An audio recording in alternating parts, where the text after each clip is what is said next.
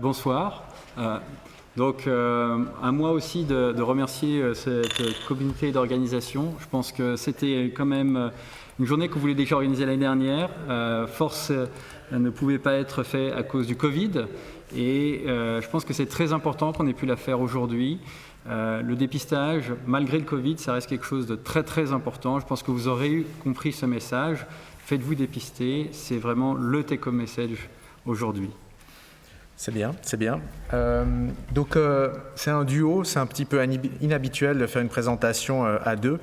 C'est pas forcément parce qu'on s'entend bien, hein. C'est surtout que finalement, on s'est dit qu'on allait pouvoir parler un peu de futur. Ça serait sympa quand même. Le futur, pour l'oncologue, c'est la thérapie ciblée, c'est l'ADN, c'est des nouvelles molécules, c'est quelque chose qui va aller en explosant avec quasiment 10 traitements par jour qui sont en train d'être développés, et puis en même temps une thérapie plus personnalisée avec chaque patient aura son médicament, des vaccins et des choses comme ça. Et oui. Vous en chirurgie, vous faites quoi? Évidemment, c'est complexe l'oncologie, nous c'est beaucoup plus simple, nous allons droit au but, c'est la chirurgie à quelque part, mais je vous rassure, la chirurgie est devenue minimalement invasive, donc on fait des efforts comme vous, pour personnaliser, pour individualiser la chirurgie, que ce soit en laparoscopie, donc ces petits trous qu'on fait, ou en chirurgie robotique. Finalement, le concept est le même, hein, Thibaut. On va réduire les nuisances sur le patient, tout comme vous. Alors, c'est quoi les avantages de la chirurgie minimalement invasive? Finalement, c'est moins de douleur, ça semble logique, les cicatrices sont plus petites, moins de complications aussi, parce qu'on fait moins d'agressions sur le corps, le séjour est plus court, les gens rentrent plus vite à la maison. C'est indéniablement plus joli. On a vu Frédéric avec Marilyn Monroe, cette cicatrice qu'elle avait à l'époque pour sa cholécystectomie. Et tout ça a été démontré avec les mêmes résultats oncologiques. Et là, tu seras content, oncologue que tu es, de dire que finalement, on peut proposer une chirurgie minimalement invasive avec des petits trous, avec les mêmes résultats finalement à long terme. Alors, là, évidemment, j'enfonce une porte qui est la fluorescence. Nous aussi, on joue avec les médicaments. Nous aussi, on joue avec les molécules. Et là, c'est un exemple d'une substance qu'on injecte durant la chirurgie. On vous a déjà montré des images au préalable qui va en fait montrer les zones qui sont bien perfusées. C'est ce que vous avez ici. Donc, c'est une substance qui va être excitée par la caméra et on va voir les endroits qui sont bien perfusés. Alors, à quoi ça sert? Ça sert à faire des sutures de meilleure qualité. Et grâce à ça, on a diminué par 2, voire même par 3, le risque principal de complications en chirurgie colorectale, qui est le risque que la suture ne tienne pas et qui est malheureusement un gros risque en chirurgie colorectale. Ouais, donc ça c'est bien rigolo, mais nous en oncologie on a aussi des évolutions c'est vrai. Et quelques-unes, et mon très cher confrère qui en parlait tout à l'heure nous en a déjà parlé. Rappelons-nous Jocelyne, pauvre Jocelyne qui suite à sa chirurgie a dû avoir une chimiothérapie. Eh bien oui, cette chimiothérapie, elle est encore nécessaire malheureusement, mais on a pu démontrer qu'on n'a plus besoin de faire ces 6 mois pour tout le monde. Maintenant, pour certains patients, 3 mois c'est suffisant. 3 mois, ça veut dire 3 mois d'effets secondaires en moins, 3 mois de toxicité en moins, et ça, c'est déjà un progrès pour un grand nombre de patients. Pour les cancers du rectum, comme on l'a vu, et pauvre Jocelyne a malheureusement dû avoir une poche. Pour certains cancers du rectum, lorsqu'on l'enlève, on perd la fonctionnalité. Certains vont avoir cette poche. Et bien maintenant, pour certains patients, Nicolas, je vais te mettre au chômage, tu n'as plus besoin de les opérer. Parce que nos traitements, certaines fois, sont devenus suffisamment efficaces pour qu'on puisse conserver cet organe sans devoir l'enlever. Je demande que ça. Juste suivre les patients, leur laisser leur organe, rassure-toi. Et ça, c'est vraiment le futur pour ces patients. Et puis, le futur, comme il a été aussi souligné par mon confrère qui vient de s'exprimer devant vous, ça a été des petits pas. Des petits pas depuis les années 80. Vous voyez cette ligne jaune qui monte.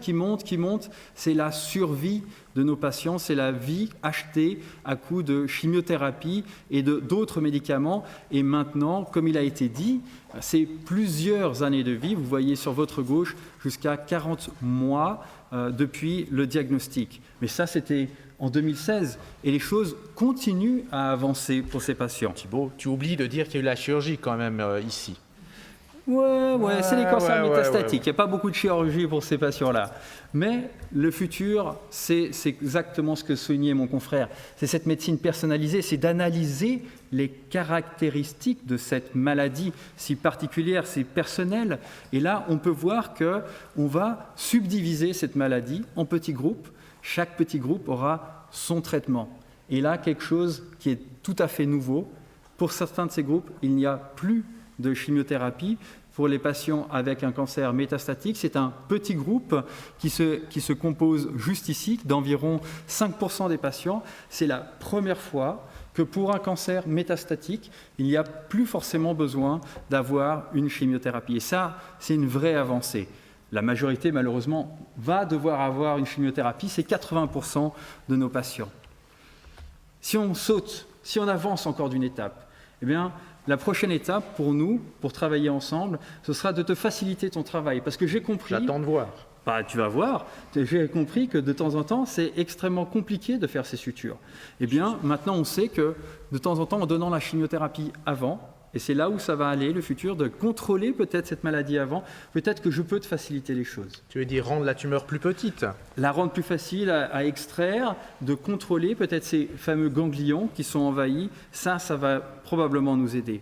Et puis, on en a parlé, j'ai pas envie de te mettre au chômage, mais quand même, j'ai envie que les patients n'aient pas forcément besoin d'avoir cette fameuse stomie, qu'ils puissent conserver une fonctionnalité, une sexualité, et donc c'est d'avoir des traitements plus efficaces. Et toi et moi, on fait cette étude pour essayer de faire quelque chose de plus efficace. Exactement, une étude qui mélange radiothérapie et immunothérapie. On l'a entendu, cette immunothérapie qui va stimuler notre système immunitaire, eh bien la combinaison des deux, on l'espère, pourra faire en sorte que beaucoup de patients n'aient peut-être plus besoin de toi, malheureusement. Et puis, on l'a souligné, c'était la dernière chose qu'a mentionné notre confrère, c'est on peut pousser des patients qui, normalement, ont une maladie métastatique, on peut leur proposer et on peut un traitement qui potentiellement peut être curatif. Et ça, c'est ce qu'on fait tous les jours ensemble, en étudiant ces cas, en discutant, en donnant des traitements extrêmement poussés, extrêmement agressifs. Ça a été aussi également dit, mais au HUG, c'est 30-40 patients chaque année à qui on a dit « vous avez des métastases » et qui vont ressortir des HUG sans métastases. Un certain nombre d'entre eux va récidiver, mais ça, c'est le futur, c'est de transformer une maladie avec une sentence de mort en une maladie avec laquelle peut-être on peut vivre longtemps ou voire même la guérir. Tu veux dire qu'on va devoir continuer à travailler ensemble? Ouais, c'est ça. Ouais, c'est ça. En tout cas, on vous remercie de votre attention, en espérant que ce ne soit pas le mot de la fin, cette balle qu'on se tire dans la tête, et le traitement définitif du cancer du rectum. En tout cas, on vous remercie de votre attention.